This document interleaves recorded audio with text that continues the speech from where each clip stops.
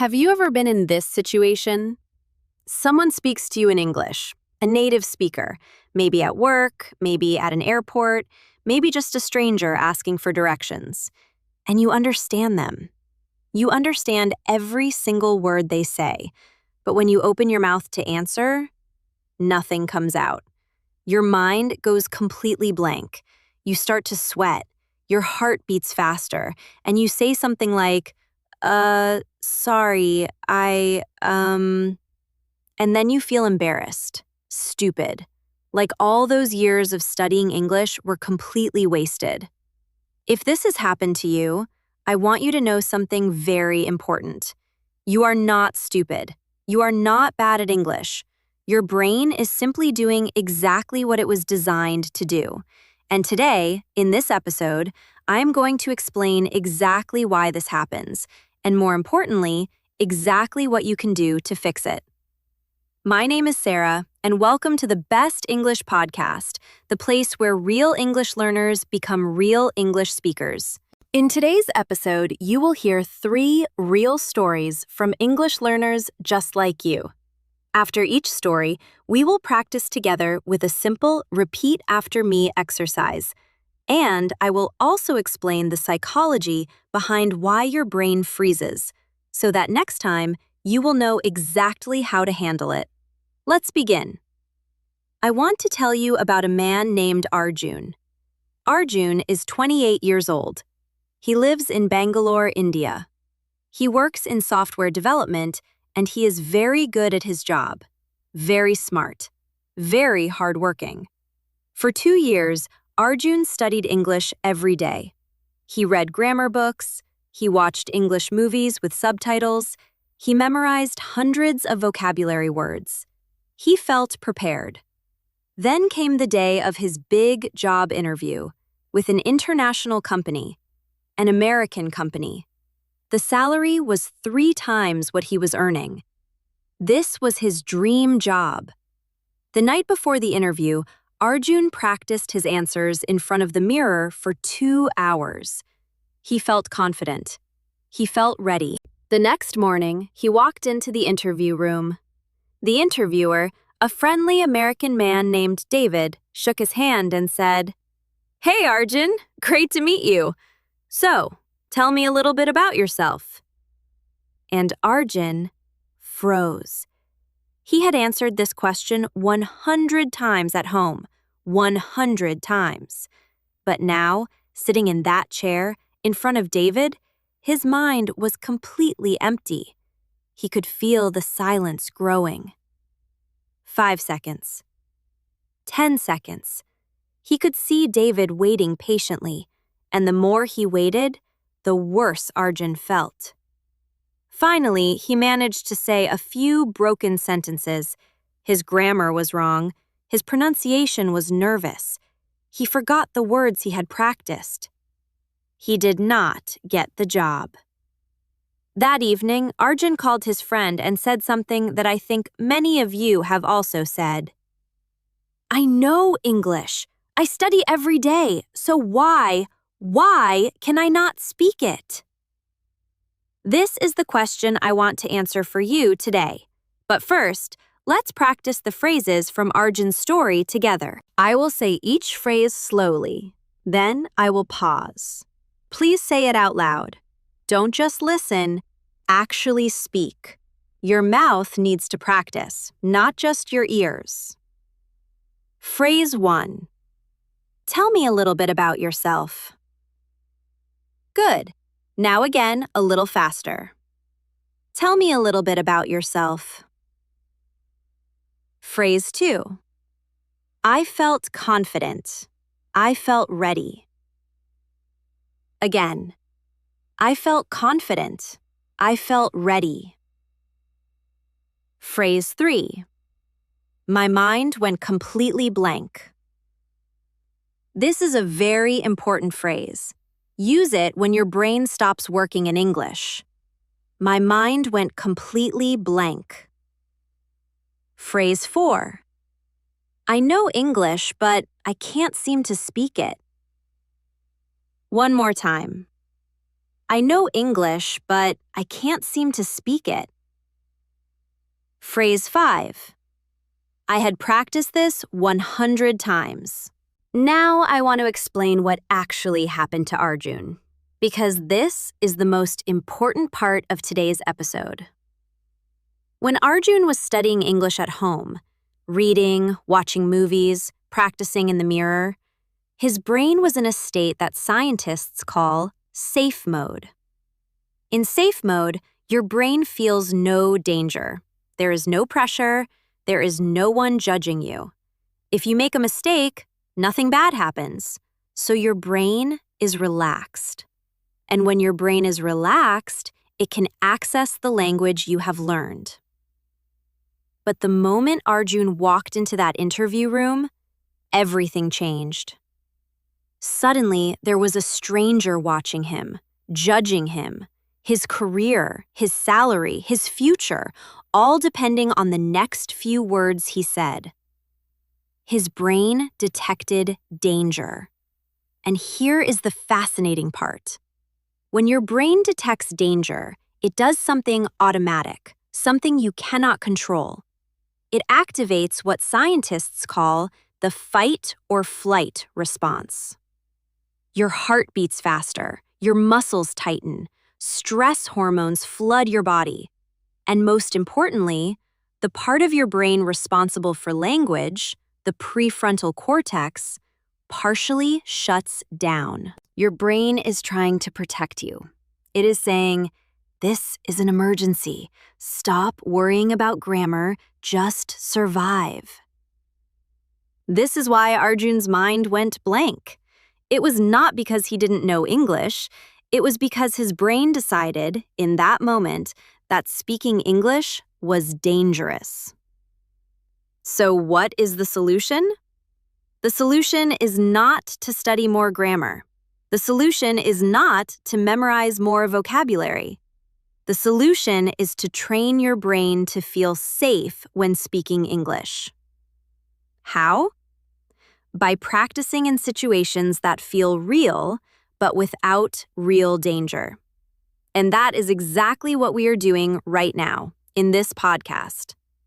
Every time you hear a story, every time you repeat a phrase after me, every time you speak English, even alone in your room, you are teaching your brain that English is not dangerous.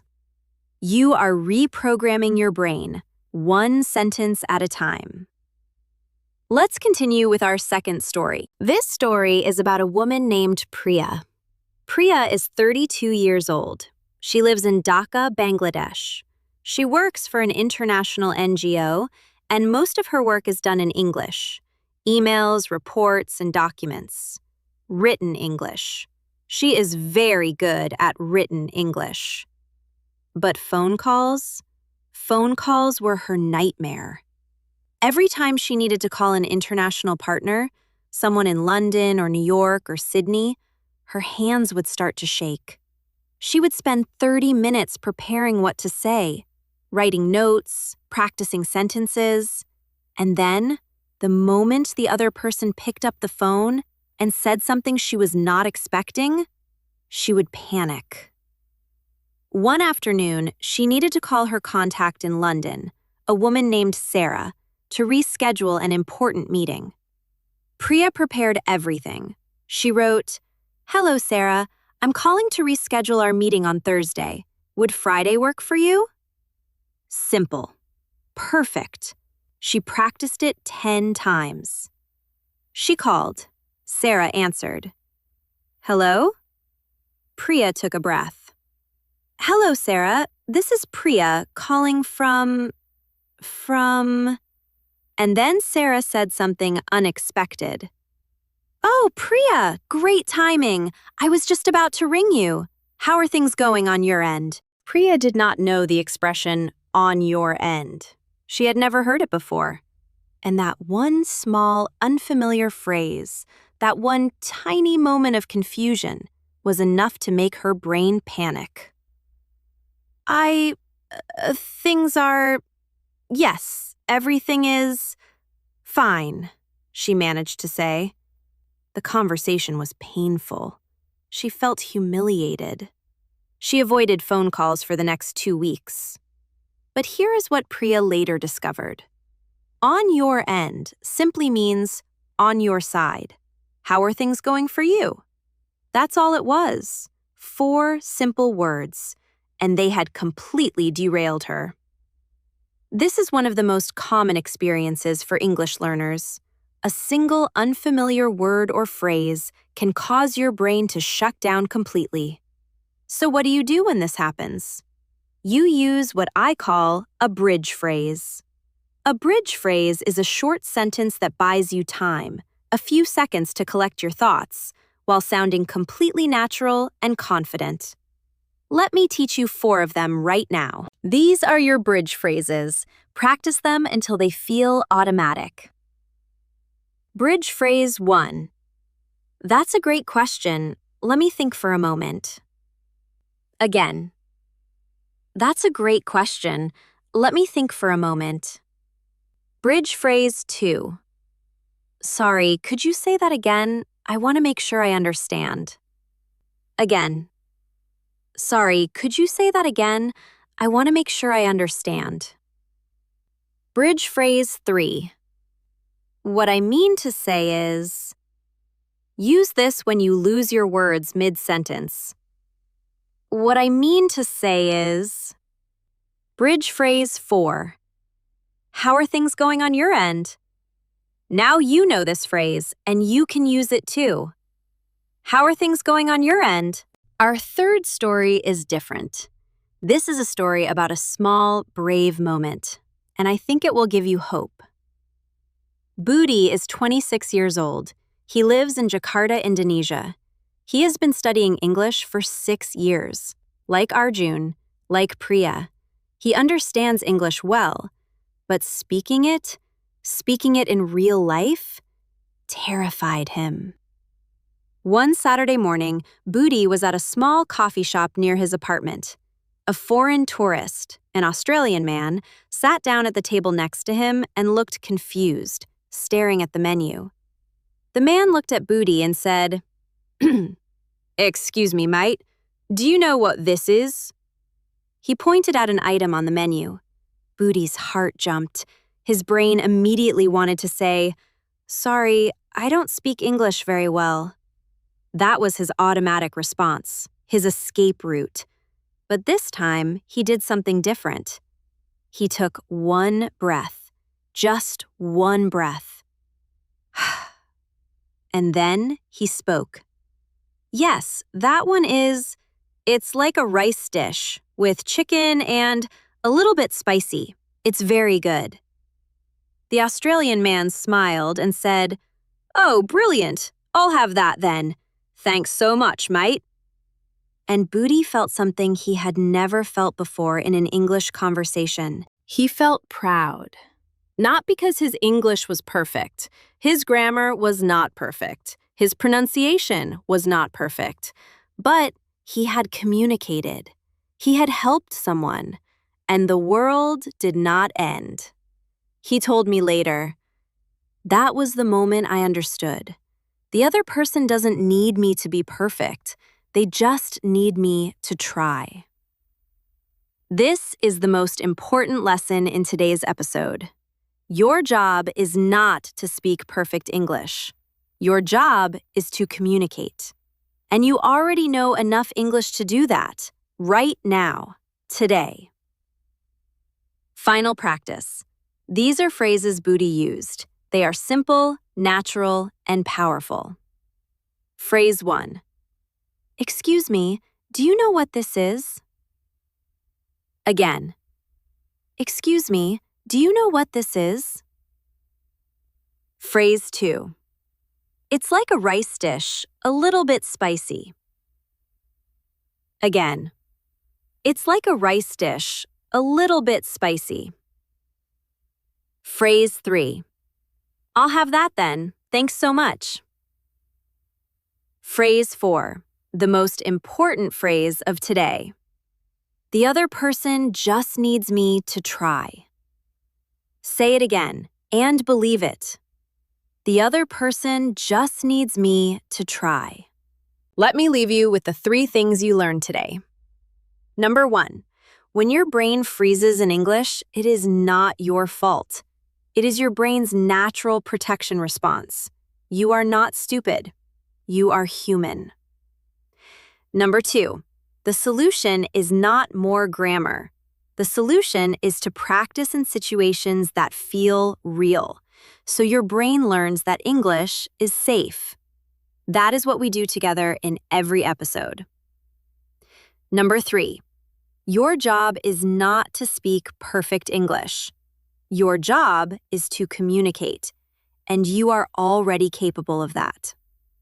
Now, I have a question for you, and I really want to hear your answer. What is your most embarrassing English moment? Maybe at work, maybe at a restaurant, maybe on the phone.